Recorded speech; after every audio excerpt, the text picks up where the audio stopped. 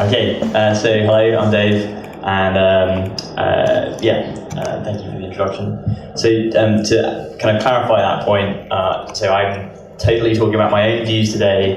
I work as a consultant for Google, and so I'm not speaking for Google. This is not what Google thinks, this is what I think. Okay, so this is Google Fonts. I'm curious, how many of you have seen Google Fonts before? Quite a lot of you guys. Okay, most of you. Nice. And how many of you guys are using it in your own websites? How many of you are not using it? Okay. So Google Fonts. There's lots of Latin fonts. For those of you who don't know, web fonts is relatively new kind of web design technology. So for a long time, you could only use fonts which are already installed on a computer in the web page. And web fonts, changed that because instead of being restricted to like web-safe fonts, where maybe you had Times New Roman on a PC, Times on a Mac, and then serif on other computers, and the typography would look different on every system.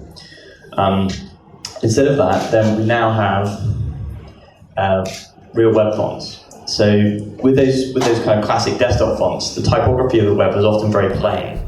So you can see this is like a current magazine, and this pull quote, it doesn't really pop out. The titles up there are kind of it's not really amazing typography. Certainly, if you think about what a printed magazine looks like, you can't imagine this all being in one font, and yet this page is all in one font. If people wanted to use fonts on the web traditionally, then they would often make images of text. So if you scroll down here, you can see like there's that big brush text. A bit further down, you can see this sans serif text there, and this is an image. It's not text. So that means that you can't search for the text in the page. It means that search engines can't index it. It means that translate wouldn't work. It means that if you have site problems and you have the computer read that text out to you, it's not going to work. So that's bad for all kinds of reasons. And it's slow, especially on mobile. This is Jagran e-paper. So this is one of India's big newspapers, and its online version is all images. It's the print version scanned as an image, and there you go. You can kind of read it on the screen, but it's not really text. So this is another Indian newspaper, and this is their mobile site, which looks a bit kind of weird on this huge laptop screen. But you can see this is also entirely image, and so it can be quite slow to load. So web fonts kind of changes that. There's one more thing. So another thing that happens with Indian languages on the web is that people have been using web fonts, now it's available, but they've been using kind of older DTP era fonts. So that's not Unicode text, it's not like real text.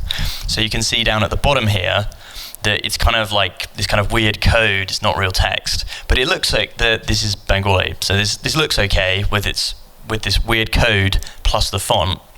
But if the font doesn't load, because you're using a screen reader, an RSS reader, it's just not going to work. So web fonts, they've been supported since about 2008 across the board, and you can see now that basically they're supported everywhere. When web fonts kind of came out, there was a startup, Typekit, which has since been acquired by Adobe, and this offered a collection of high-quality fonts for the web. And the font designers, when this technology came out, were not too happy about it. They were very worried about piracy, people being able to use fonts without paying for them. And so Typekit did a lot of work to try and get more fonts online. But most people, most designers just didn't know that web fonts was available, that existed. And so one of Google's motivations for Google Fonts was to provide no reason to not use web fonts, right? That there's no reason to use images of text. There's no reason to use non-Unicode text anymore. So this is Wired magazine, and this is kind of similar to the other magazine article that we showed a moment ago. It's kind of plain, but the pull quotes, they have a little bit more richness to them. It's much more like a magazine experience. And so this is another American magazine, and this is all using Google Fonts. And The Atlantic, this is a major magazine. So there's a nice extension for Chrome called What Font, and that allows you to quickly see what fonts are in use on a page. And this is the Rolling Stone magazine. And so this page, you just scroll down, and the kind of interactive experience of this is, I think, as close to a digital magazine, like a native magazine, as we're going to get. And the use of typography is absolutely essential to that magazine feel. So the What Font extension, that's good. I recommend it. So Google Fonts. So we've got a lot of fonts available in Latin, and it's super easy to use them. So we're going to do a demonstration of this. So this is Hello Happy's beautiful web type, and it has a small collection of examples of the fonts in use. And there's also the Fembot site, which is also similar.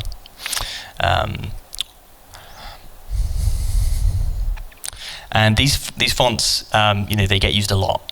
So this is a big number. The total number of font views, at 2.5 billion. And to kind of put that in context, you can see that the web fonts, have been rising, right? That over the last few years, it's gone to about 50% of the top 1,000 web pages. So the most viewed video on YouTube, to put that big number in context, right? So Gangnam Style, the music video for Gangnam Style, is the most popular video on YouTube, and that's been seen about 2 billion times. Open Sans, the most popular Google font, has been seen more than that. And you can have a web page without a video, but you can't have a web page without text. That's how important typography is. So this idea of fonts are kind of content infrastructure. Often it's kind of surprising to see that fonts are used so much, but when you think about it, of course you can't have a page without text. And so fonts are really kind of content infrastructure. And Google have been saying that for this year they've been thinking about how they're going to reach the next billion people. And so fonts are really a part of that story. If you scroll down one slide there. Yeah, so this is a quote from Rajan Anandan, who's the head of, managing director of Google India. And, it's absolutely crucial that as, more people are coming online, the content's available in the languages of their pride. That people are going to get, these kinds of cheap Android phones. I picked this up about 6 months ago in India for about $50 US. And, Moore's Law, right, that computers get about half of the price every 2 years. So this will be $25 next year. It's like an old model. And then there'll be like $15 2 years after that. And then there'll be like $10 2 years after that. And then like $5 2 years after that. And so in the next, kind of 5 to 10 years, everyone on the planet is going to get an internet phone. And I think this is going to have a lot of effects. But the typography is kind of infrastructure for that to happen, right? That those people are going to get phones before they're going to learn English. And so it's very important for that content to be available in local languages. So these are some examples of these kind of traditional DTP era fonts. And Google has, if you go to the Google Fonts page, there's this More Scripts link up in the top right. And this is where some of those fonts are being made available. So often those fonts don't have, the all of the features. The actual font service of early access is also kind of basic. It doesn't have all the features of the main Google font system. But you can see we've got Telugu, Korean, Thai. There's a lot of fonts available in this early access page. So for hopefully all the languages across India, across the world, then there'll be some fonts available. But the focus this year has been on Devanagari. So this is the Bhaskar website, and you can see if you use the What Font plugin on the toolbar there, then you can see that these guys are using their own web font, intro test. So it's a new thing. But if you scroll down a bit there, Patham, and get rid of the What Font, then you can kind of see that the integration of the Latin and the Devanagari, it's not really integrated, because they're taking a DTB era font and improving it, testing it out on the web. But what we really need is new fonts designed for the web that are integrated with Latin and other scripts. So I was very lucky that when I decided to get into type design, I was a student in England, and so I was able to attend the Typeface Design Masters program at the University of Reading, which is actually, it's one of the best programs. People who aren't really familiar with typography and type design, I think it can sometimes look like a bit of a scam, because there's a town in England called Reading, but it looks like it's the University of Reading with a font design course. Seems a bit dodgy, but it's actually the best course. This is an example of a recent graduate's work, and you can see this illustration in the specimen really kind of shows off the kind of design and attention he put in to integrate the Latin and Kannada scripts. So this year, Google has been generously giving type designers financial support to create new fonts for the web in this way. And so this is the Ek Mukta font by a foundry in Mumbai. They're a new foundry. This is their first family. They've been working on it for several years. And when I met them at the Typo Day conference in Pune earlier this year, then they agreed to make it available as a free Libra Google font. So if we go up a bit, just a sec, Patham. So this is another of their fonts, which is still in development. So the first font, was very much a text font. This is very much a display font. So this is a single style, and I think they've done an amazing job. This is really great stuff. So sorry, Patham, go back a sec. And then the other one in the PDF here at the bottom is Vespa. And so this is also available right now. And this is one of the student projects from the University of Reading that's subsequently been developed, improved. Okay, so to show you how easy it is to use these fonts, we're going to do a kind of quick demonstration. So so this is the Mozilla WebMaker site, and so if any of you guys are kind of getting into web development, you're learning about it. Mozilla are putting a lot of effort into making it easy for anyone to learn really nice quality web design work. And so as part of the WebMaker project, they offer some very nice web-based tools, and one of them is called Mozilla Thimble. And so you can use Mozilla Thimble to create a web page very easily. So it gives you, your basic HTML code here, and then a live preview of it on the side. So if you go to Google Fonts, you switch the script to Devanagari, and then that shows you the font families that are available, which have some Devanagari glyphs in them. And you can add the families you're interested in to a collection. And so you can then review and compare them. And then you can hide your collection like this. And so you can see the text. You can change the text here. You can say whether you want to consider this for headlines or paragraphs of text. And so we'll say we'll use Techo and Vespa. So we'll remove that from the collection. And then we'll go to the use page. And then we'll pick that we're going to use the bold version of Techo and the regular version of Vespa. And then we get this link tag, which we copy and paste into the head area of the HTML. And so what that does is it links the fonts into the page, so they're available. And then we need a little bit of style, so we open up a style tag.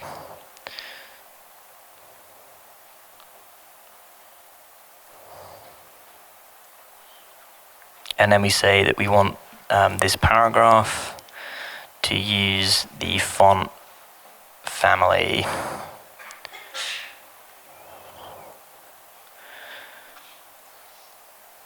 Vesper Libra. And so you can see there that there's the system font, and then there's the web font in use. And then we'll add a headline in there too.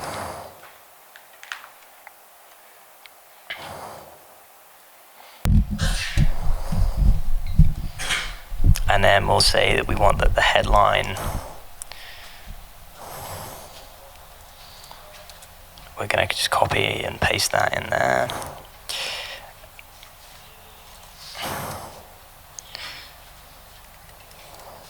So we put the headline in Techo. And then, of course, we should probably have some Devanagari text. So, oh yeah, okay. Oh, great, thank you.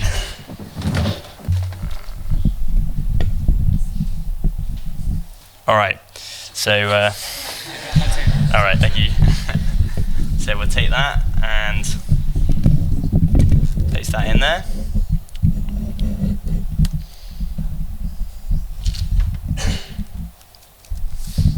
There we go. And we'll make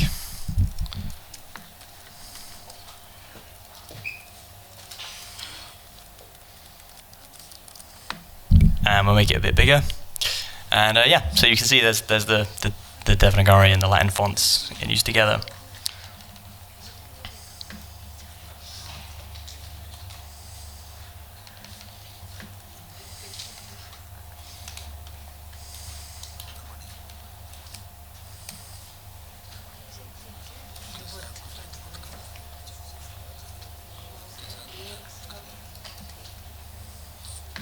Yeah, so that's how easy it can be to add the fonts to a page. And there's an example I made earlier. So yeah, so that's how easy it is. It's very fast, easy to add the fonts to a page. And Google Fonts has a lot of documentation about this. There's a bunch of features, and I encourage you to to read it, check it out, see how it all works. If you go down, they have some nice effects. You can add fire, stuff like that. Yeah. And that's these are Latin examples, but of course it will work in Devanagari as well. Okay, so that's the technical details about how to use these fonts. So I now want to talk a little bit about why you would want to do this. So there was this nice article I saw in the news this week by a Marketing Land website, and it has this very nice demonstration here about how font designs affect us emotionally. And typography can drive behavior. If you see the typography and it kind of doesn't really match the emotional tone of the stuff you're looking at, then it can be quite disconcerting. And this was an interesting study done by a documentary maker a few years ago, where he had an article about asteroids impacting the Earth. It's like a big danger, maybe. Dinosaurs got wiped out that way. Is that something that humans should be worried about? Could we do something to prevent asteroids killing us all? Maybe, yes, no? Well, so he had this article about that issue, and he set the article in a bunch of different fonts. And then he asked people whether they thought the article saying that we should be worried about this was true or not. And the fonts affected how people evaluated that question. And so the top font here, Baskerville, people found that very authoritative, and they felt that yes, the article was more likely to be true if it was in that font as opposed to, say, Comic Sans. So the way that typography shapes our behavior, I think, is a kind of subliminal advertising, and so it's important to consider typography and to get it right. So on the web, who's you doing kind of A/B testing of their designs on the web? One person? A couple of people? Okay. So I think something that's very interesting about the web is it's very cheap to put stuff out there. And so you can set up a system where half of your visitors get one version of your site and half of your visitors get another version. And then you can measure which version's doing better. And so in Europe, there's a very strong convention that construction, like building services, are colored yellow, like diggers and stuff like that, right? The machinery's traditionally been branded yellow. And so if you have a website like that and you don't color it yellow, you get less visitors, you get less engagement, because the color in the design is also shaping behavior. So if you start introducing typography, it's really good, I think, to test the effects of the typography. And if you don't know anything about typography, you don't know where to start, then this is a great book. It's called The Non-Designer's Design and Type Book. It's really nice. It's got a lot of examples of before and after applying typography and design principles. Another project that I've been involved in is to try and really make this more advanced level typography knowledge available to everyone in the world. So there's this project, Open Educational Resources for Typography, led by some design teachers at the University of Buenos Aires in Argentina. And it's a complete typography textbook that they've produced for themselves at their university. And when I went down to Argentina to work with South American type designers, then they said that they had this textbook and they want to make it available. And so there's an official version where they've done quality control, and then there's a kind of live version which anybody can join, participate and edit using the GitHub collaboration platform. And so kind of getting really down into typography, you often want to create your own typefaces.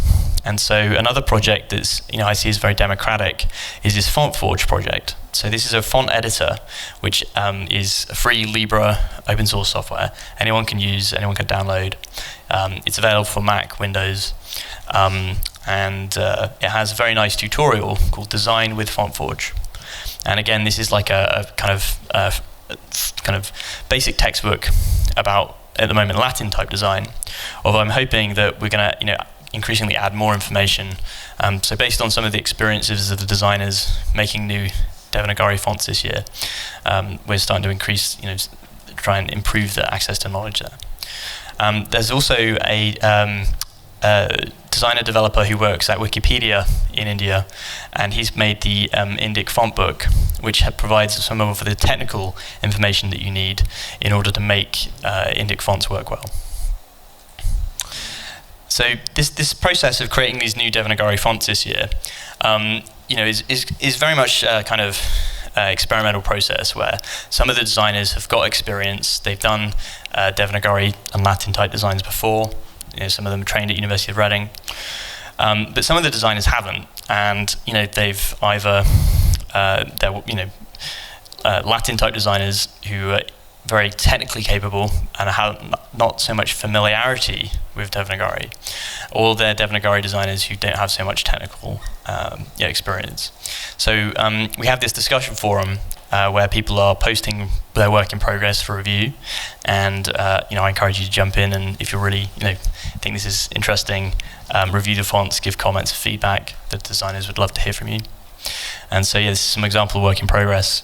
There's also these general critique forums. So if you're interested in doing type design and as a kind of hobby, then you can do some work, post it up on these review boards, and other type designers will kind of review it, give you comments and feedback. So the lobster font, is everyone familiar with this? It's a pretty famous font. It was one of the top, it was like the top font on Google Fonts for a long time.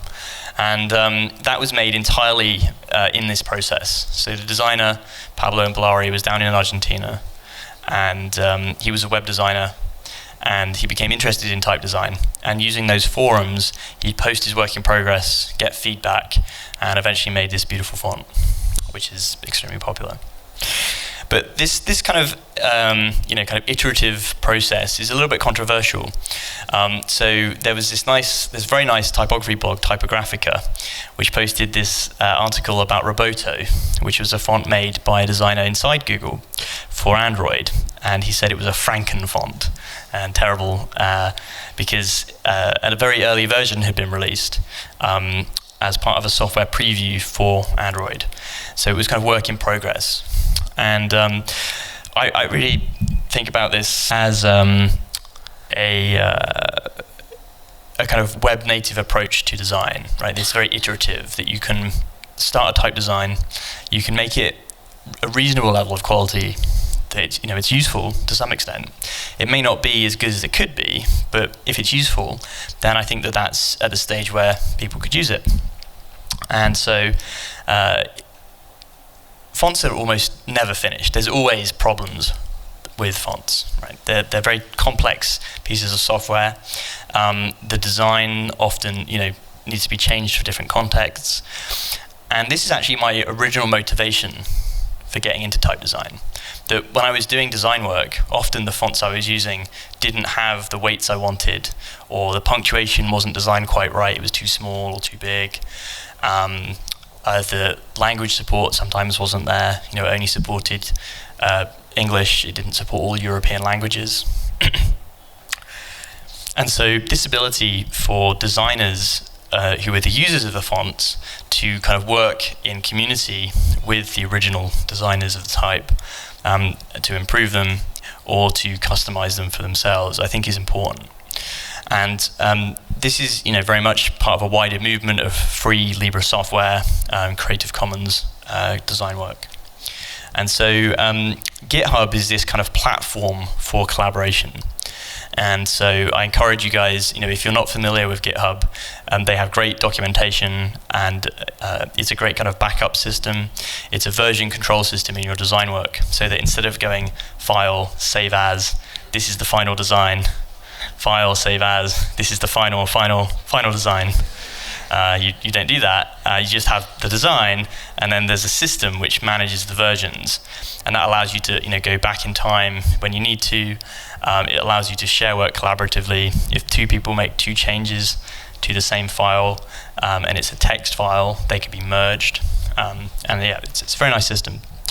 So I'm trying to move the fonts onto GitHub this year, and mostly the fonts are licensed under the Open Font license. And this license allows this kind of free modification. Sometimes there's a kind of trademark with the fonts, so that if you modify them, you have to change the name, because the original designer has made it under that name, and it's recognized as that name, and you have your version, you change the name. I've kind of, I got into type design to work on free fonts, because I think this is something that I want, right? I want the freedom to modify the fonts for me. And the big question that comes up is, well, what about the money? Right? How are you going to get paid if you're going to make something and give it away? So for me, making money, is obviously, it's important. But to me, it wasn't like the most important thing. If I wanted to make money, I'd go work in London banks or something. Working as a designer is because I like design. It's not the primary thing for me is the designing. And the money kind of comes out of that. So I was never too worried about how was I going to earn money making Libre free fonts to give away to everyone, because I kind of figured that if you do something that's valuable, then people see that value and they want to exchange that value for money. And so the service of creating new fonts or modifying fonts, is a business model. And actually a lot of type designers don't make that much money selling copies of fonts, because everyone pirates fonts. So actually a lot of the real money is made doing custom work for branding, for clients on a service basis. So these Libre fonts are modifiable by anyone in the world. And the Open Font license does have a restriction on selling the fonts by themselves. It's kind of like a kind of fairness idea that if the original designer has made the font, freely available, then if you're going to go selling copies, well, it's not really fair, because you're not paying royalties to them. So it doesn't restrict that design service of modifying the fonts for a fee for a client. So if you're doing logo design, branding, identity work, then you can take these Libra fonts and you can provide custom versions to your clients.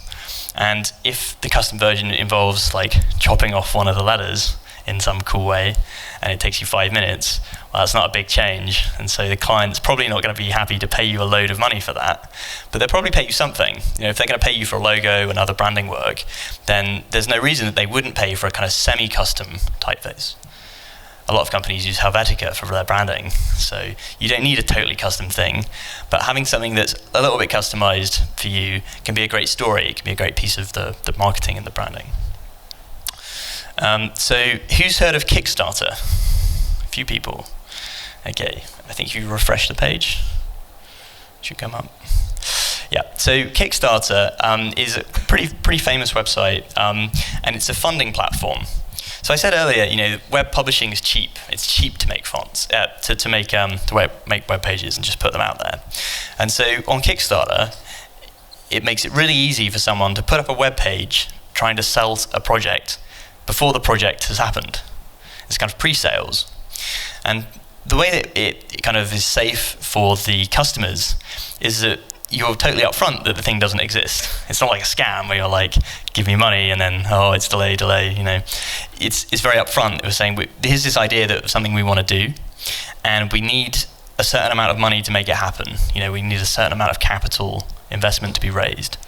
But instead of going to like an investor and getting that money and maybe losing control of the project, you go to your potential customers and you say, if enough people sign up and say that they want this to happen, and they promise to give money if enough other people also promise to give money, then we'll do it. But if not enough people are interested, then nobody sends any money and the whole thing just disappears. So we can see if we go to the design section of the Kickstarter site, then you can see there's a lot of design projects here. This one's being highlighted on the homepage, and so we can see there's about 35% funded. They've got $1,500, so I guess they need like $5,000 or so. And 26 people have signed up in the last week to say, yes, this looks like a cool project. So if you click through there,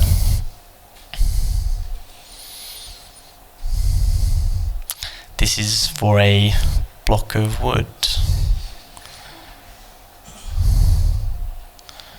Cool. So you can see on the right that you've got this list of backing options. So the $33 pledge, you get your little wood block, and thank you. And then for an extra $15, you get it in a special kind of wood. And then for $50, you get like a big one.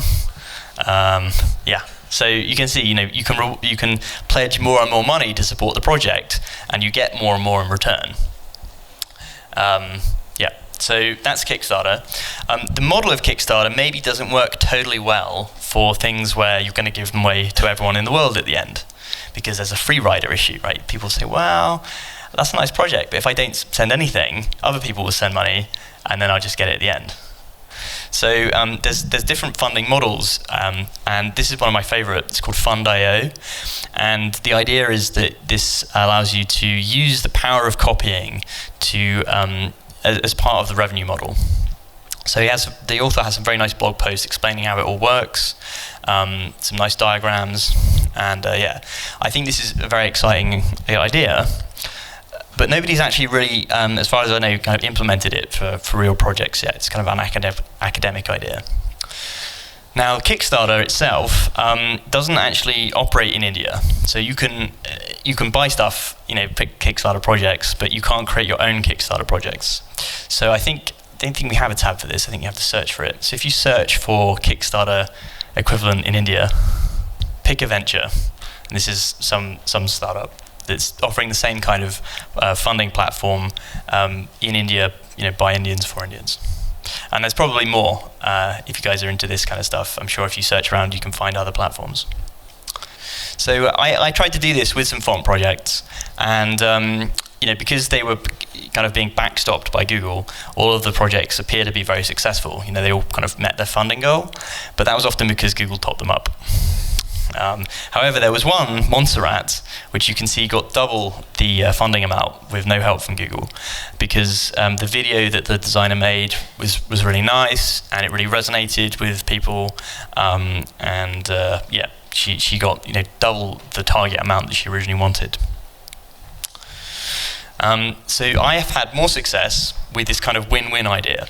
So one of the issues with web fonts is that they, especially on older Windows XP computers, the pixelization rendering of the fonts can sometimes be bad. And so there's a system in Windows called hinting, which allows you to customize the pixelization of the fonts.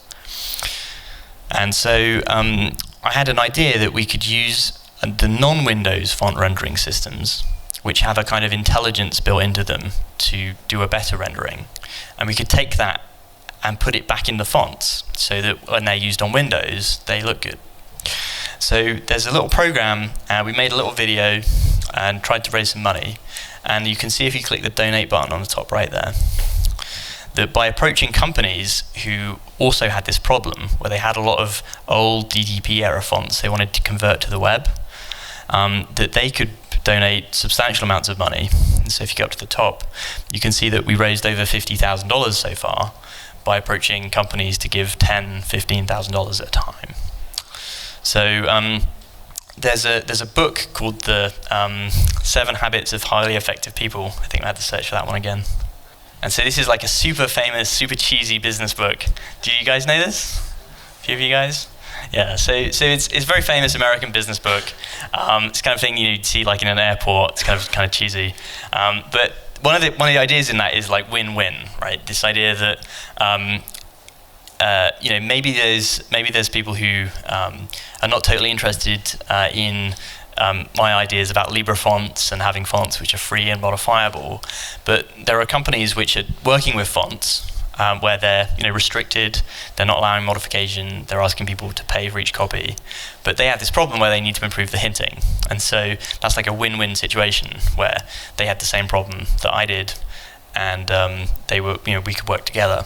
So this idea of win-win opportunities, I think, is important to think about, especially when doing something where you want to give it away.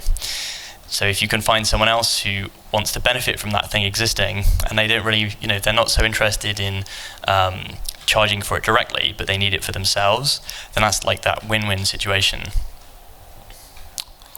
So that's the answer, basically. How do you fund something to give it away for free? Well, there's the possibility of finding customers before you've made it, and there's these kind of win-win opportunities out there. So, this time I'm visiting India, I see some big billboards on the highways for Android One. So this is, as I say, a phone I picked up 6 months ago. So these Android One phones, Google's making a big effort to kind of bring the cost down, bring the power and the features of these cheap phones up. And having good web typography in all the world's languages is essential to the spread of the internet, the spread of education, the spread of culture. So I encourage you who are designers to focus on typography. I think it's often kind of overlooked how powerful it can be. And I encourage you to really get into it and learn to design your own typefaces. I think it's fun. I don't think it's too serious. A lot of type designers make it very serious. But I don't think so. I think that it's something which you can have fun with, and by producing these Libre fonts, you can play around with them. You're allowed to modify them. It's encouraged, and I think that the future of typography in India is really just beginning. Thank you.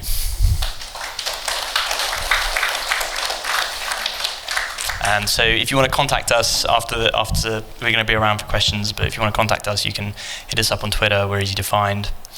Okay. Okay, I'm just going to start off the question and answer round with a little bit of questions of my own. First of all, it's really cool to know that Typeface in itself is such a big world. I don't think too many of us here know about this. Yeah. And of course, even the course of typeface design that you've been through at university, I'm interested to know what the course structure would have been like. If you could tell us a little about that, and also if this would have any sort of hardware implications on our cell phones and laptops, something like this, a project of this kind.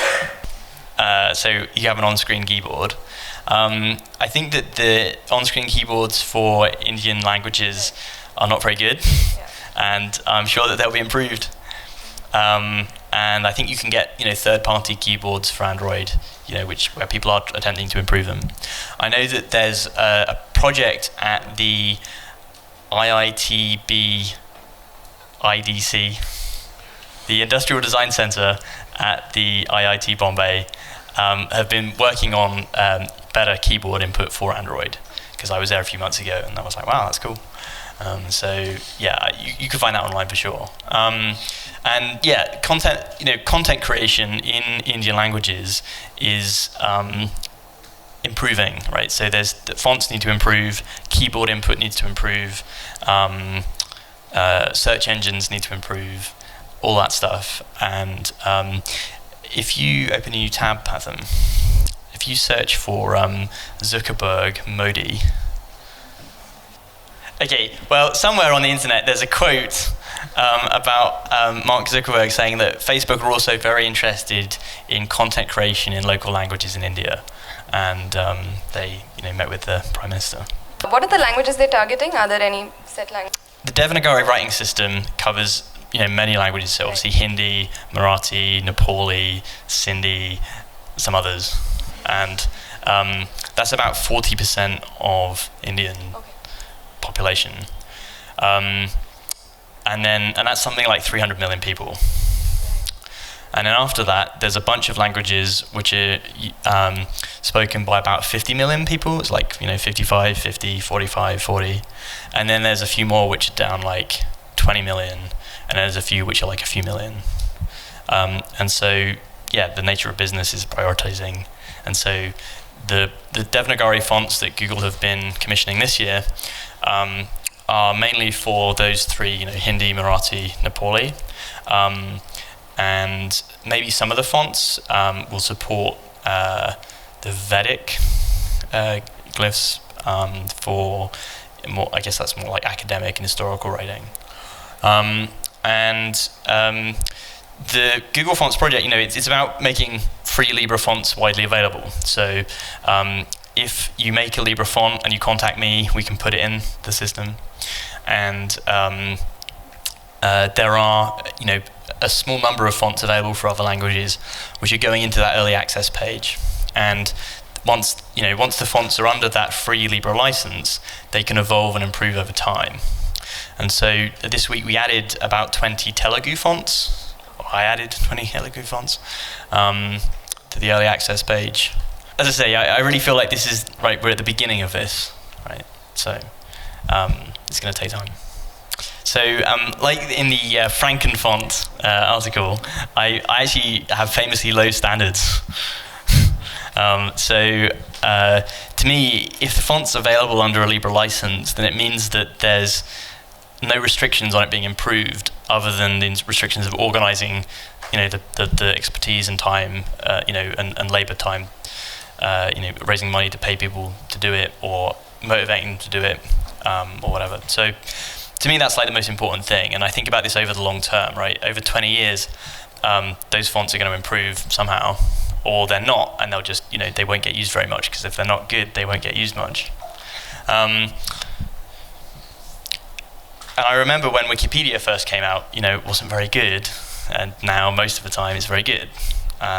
So that's kind of, how do we evaluate things? Well, I'm willing to put stuff out there, and Google has this platform to make fonts available, and if they meet minimum standards of technical quality, then we give them a shot. And the early access page is really, the kind of buffer for that. So the idea is that the fonts that are in the main directory, should be good quality. How would you define good quality in a font? So this is FontForge, and then here's a Telugu font on top. And if you double click that blue glyph, so this shape, this is just like kind of picked at random. So basically every glyph in this font, right? So this is one of these donated fonts from an organization called Silicon Andhra, which is, I think, like a non-profit. It's related to the government. I'm not 100% sure on the background of the organization, but they've made about 20 free Libra fonts available, and these are kind of DTP fonts that they've converted to Unicode. And so, to me, the shape of this, like, it's a little bit asymmetrical. Maybe that could be improved. If you close this window, let's pick another glyph. This one. Hold down the tilde. Okay, so this is a bit subtle. I don't know how if you guys can really see this, but you see this curve. You see here, there's kind of a kink in it. It's kind of subtle. There we go. So that shouldn't be like that. I think that should be smoother. And yeah, so it can be down to that level, right? The technical quality of the fonts and the aesthetic quality of fonts are related. So this has got lots of points, which means the file size is big, which means it takes a long time for the font to load, and on mobile, it's not good. About education, so the University of Reading, there are scholarship programs. So if you are getting into type design, you have examples of your work, then you can apply and you can get like a funded place to go there. There's other schools around the world. So the other top school is the Royal Academy of Art in The Hague in Holland. And there's also the Cooper Union in New York City. And then there's the CDT course in Buenos Aires. Those are all master's programs. And then there's increasingly, as graduates of those master's programs become teachers at design colleges around the world, then they're teaching. And so there's a couple of graduates who are living in Bangalore who are working with me on some fonts this year. One of them was teaching at Srishti College, but she's now gone traveling. Yeah, so this is very much like a growing trend. And so the opportunities to get like a really dedicated education in this are growing. The course structure at the University of Reading, well, the University of Reading is really a university. And so the Department of Typography there is very unusual in the world.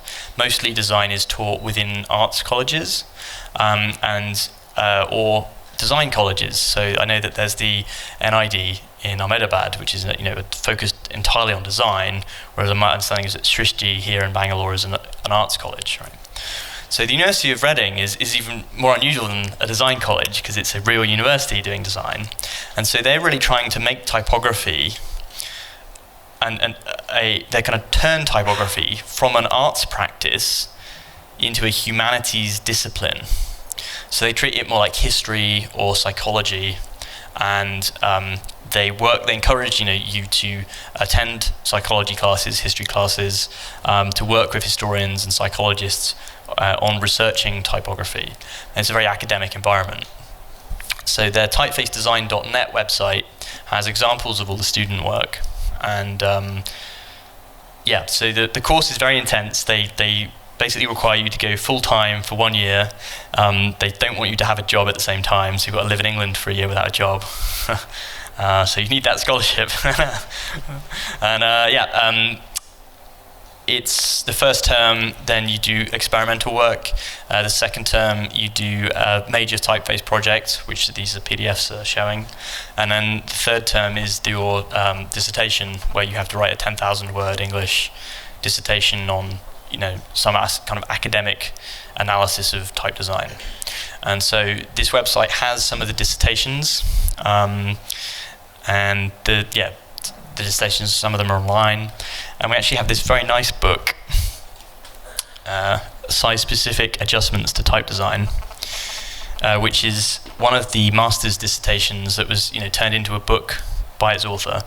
And I don't know how well you guys can see this, but the red and the blue, it's the same font family, but it's been designed for different point sizes.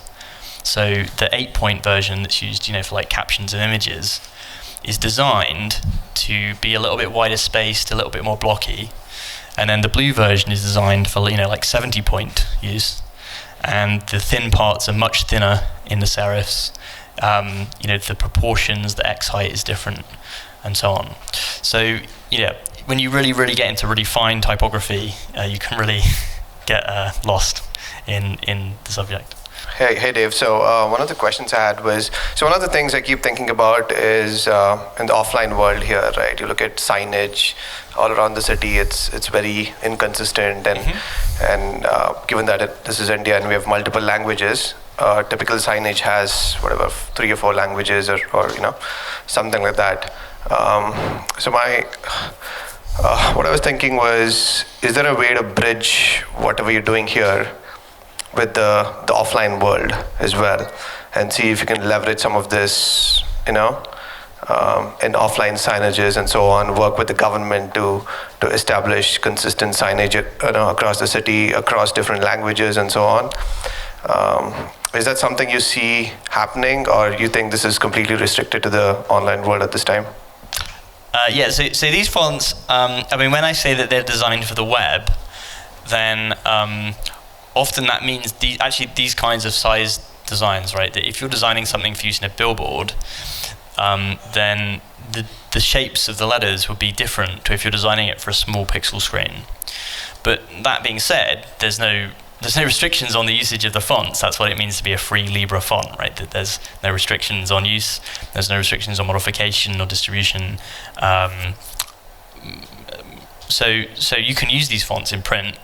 It's very easy to download them from the Google Fonts site. There's a little download button on the top right where you add the fonts you're interested in to a collection, and then you click the download button and you get a zip and you install them and you can use them in print, in whatever applications you're using. In terms of improving typography across India, well, that's not something I'm going to do, but that's something you guys are going to do. You should contact the government, of course. I think that typography is very subliminal, right? That when we're reading, we read the content, and it's actually difficult to see the typography itself because you focus so much on the content. So this is totally weird. I thought this was a nice metaphor for typography. So this is 4 circles, but it looks like a spiral. It's difficult to look at it directly. It's weird. And typography is like that, right? When you're looking at words, your mind wants to read it and not think about how it looks. So with those kinds of things where, if you have the government that's doing road signage and you're trying to convince them to commission a new typeface or to improve the typography, people would say, why? People can read it. What's wrong with you? But if you show them the difference, that the improvement, you say something before which is not good and something which has been redesigned to be better, people can feel the difference. They can say, oh yeah, that's better. But it's difficult to be able to anticipate that if you're not a designer and you don't have experience with typography. Well, as a designer, I've never really made my own typeface. I've always modified it. So I've always been interested in the technical details behind what goes into making a typeface. So if you could just give me a gist of how do I start? So for lettering and logo design, then I think the number one concept I can give you is this idea of an imaginary pen. So when you're drawing a letter form, then the kinds of shapes that you see remind you of what a pen stroke could do, but often they would be impossible to do with real calligraphy. And something that separates, something which looks, well executed from something that looks amateurish is the consistency of the imaginary pen, right? The forms across the typeface look like they've come from the same kind of speed of movement, the same kind of structure. That's, I think, very useful. If you do something, then you stop, you take a step back, you analyze it, and you can have a very intuitive sense of whether this looks, familiar, or too familiar and boring, or too unfamiliar and weird and not not good, or it's about that getting that balance between something that's original and conventional. In terms of doing a typeface, going beyond a few letters in a logo to a whole typeface, then a kind of classic beginner's error is to do the whole alphabet and then try and improve that. And it's there's so much complexity in building up a system of shapes in a typeface. What you need to do is do a kind of analysis of the writing system and your design, and figure out what the individual unique parts are, and make a small number of letters which have these different parts. So in Latin, the University of Reading encourages students to use the word adhesion, because if you take a large piece of English text and you analyze it for the most common letters, then it's most of those letters which are right at the top.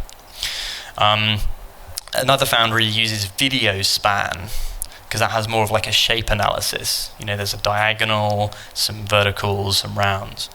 So whatever writing system you're doing, you can kind of think about the design you have in mind, the different shapes that are involved.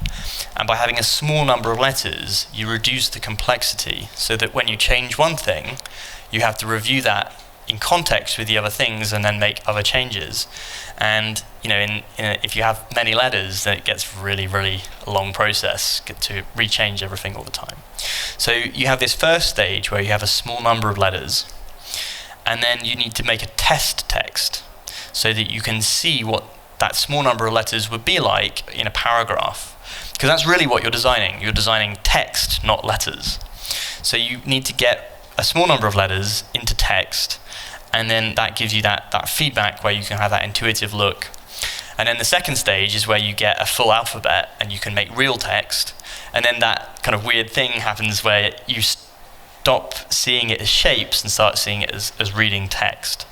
That's kind of the dramatic revealing moment where you find out if what you're doing is going to work as text. Yeah, that's just going from a logo type to one font. And then the next level is thinking about designing families, because often you're designing typefaces, you're designing type for document usage, where you're structuring information, and so you have different visual styles in the family for different parts of information to produce that visual hierarchy. So in the same way that you make a few letters to begin with for the one face, then you would make a few letters for the lightweight, for the bold weight, for the narrow, for the wide, and then you'll find design problems to solve early on before you go and make the whole alphabet, and you're like, oh, these letters are too wide. So it's absolutely about iteration. It's about trusting your own intuition about that balance between originality and convention. So if you go to Google Fonts, then you can see that there's this download button. So if you add Open Sans to your collection, you go to download, then it says, it says do. That's bad. Okay, but there we go. So it says you can download it as a zip file. That's good. And you'll get the TrueType fonts, which is the same fonts that are being used on the web. And that's because most common cases that designers want to use the fonts for prototyping the website. So they want the same fonts that are on the web. But what you want is a bit different, right? You want the print fonts. And so you want to go to get the source files. And currently those are on the Google Code project. But as I say, they are moving to GitHub. So if you go to the Google font directory, then you can see there's some information about downloading the source files. And if you go to the source tab here and then browse, you can see a kind of some of the fonts available in the font folder. Then you have the TrueType fonts. So you go to the OFL section. Yeah, so the Google Code site isn't meant for a huge collection like this. So it only lists, I don't know, was that 50 of the fonts? But yeah, so let's see. We're moving the fonts to GitHub. And so it should be that when you look at the font's description, you see there's a link to GitHub, and then you go to GitHub, and then they have the original sources the designer is actually using to make the font with. So it's not just like the OTF, but it's actually the real full sources. Yeah.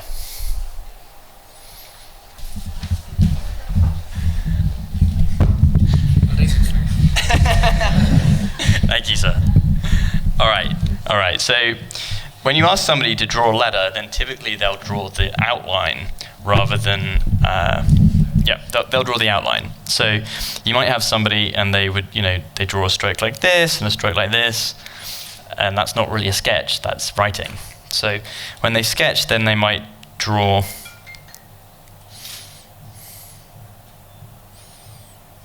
an outline like this. But the problem with that approach is that is how the computer represents it, but as you saw in the demo, you can just have the computer instantly fill it in so that you can see the black shapes and then the white shapes that are created by the black shapes. And this idea of negative space is a very common concept in design, and it's essential to type design. So when you're sketching, you can, rather than using the pen to draw lines, you can use the pen in a kind of forwards and backwards motion to create area. And that allows you to control the stroke, the width of the stroke, and the angle at the same time. And so this allows you to sketch the letter form in its proportions, in its black and its white shapes simultaneously, and allows you to go very fast. And then there's a kind of trick, which is that for calligraphy in Latin, then you would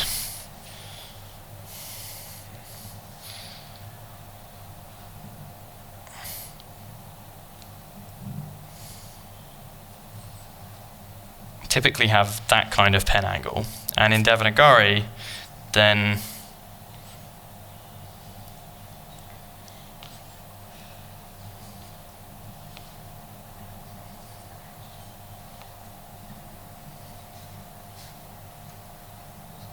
it would be more like that angle. So by using the pen and keeping the angle the same, then you get a kind of calligraphic feeling. And as I said, we had this idea of the imaginary pen, right? So sketching this way is easier than doing real calligraphy, because you can create the same kinds of forms that a broad nib pen would create, but you can also do impossible things because it's sketching.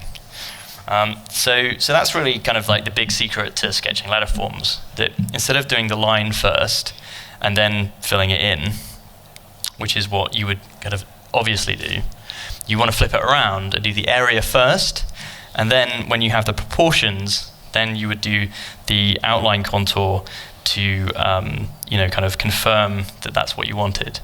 And so if you do the area like this and you think, no, this should be longer, then when you do the contour to confirm the drawing, then you can get that edge that's very clear about the shape. And then the third stage would then be to go in and really fill the letter in like really black. So you really get that sharp sense of the black and the white. And then the fourth stage would be to put another sheet on top and do it again and again and again. And as I say, core of design is iteration.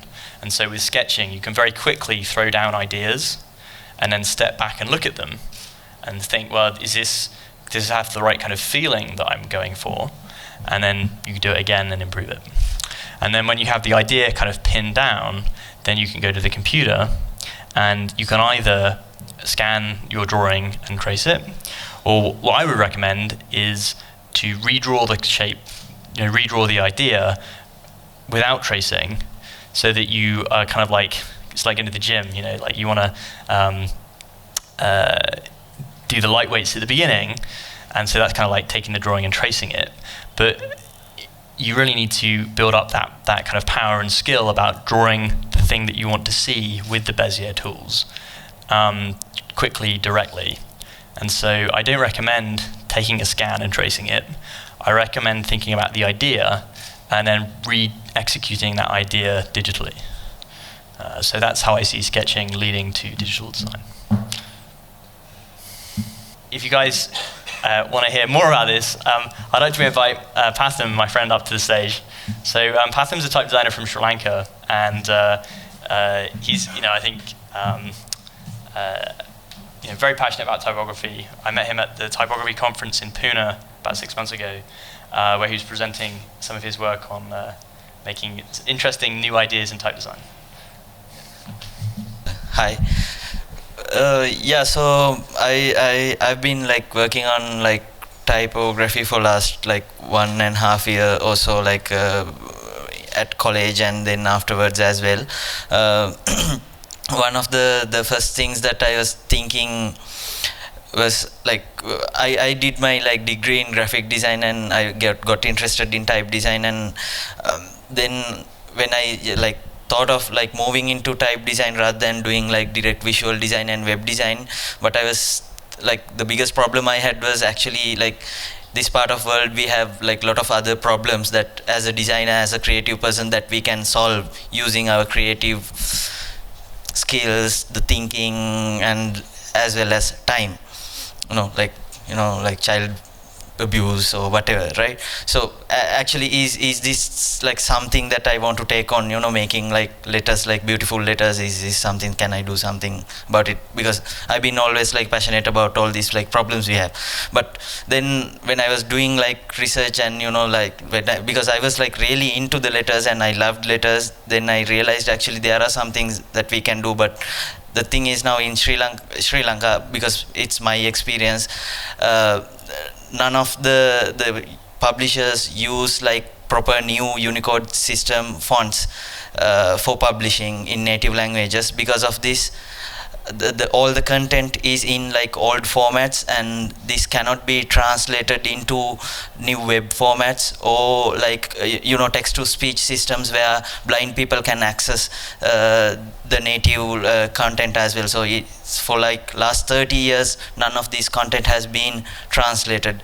And another thing is having this knowledge, like there's vast knowledge out there in the internet itself, and getting that knowledge into the new masses who are getting fonts on as he said, like these like 2,000, 3,000 rupee fonts, everybody is getting these fonts. So getting the content across, the knowledge, if rather than helping with them like charity or anything, getting them across the knowledge and the rich experience could help a country and development as well. So that's why I got into it, and I'm really I really like the approach of Libre fonts and how the whole system works, because I think again, like this part of the world, like people won't invest, even like big corporations won't invest money into design work, or rather like fonts specifically.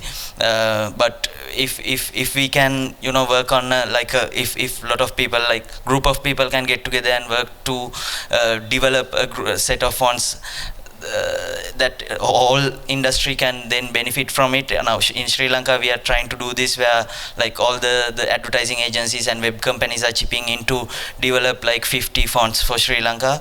So that this kind of like approach, so all these fonts will be available freely to use, like used by any publisher or like small time graphic designer or whoever. So because in our area, I think the biggest, like the most of the design work, not the commercial or the finance value, but most of the visual work that you can see happens in small places, like these like small computer shops and digital printing places. And so if you actually want to improve the visual quality, it's not about just getting nice fonts into advertising agencies, but getting everything available to like all these smaller places, small time digital printers, communication centers, and all these places. So I think the Libre approach is the only way to achieve this right now in like this part of the world, I guess. So that's something that I've been thinking.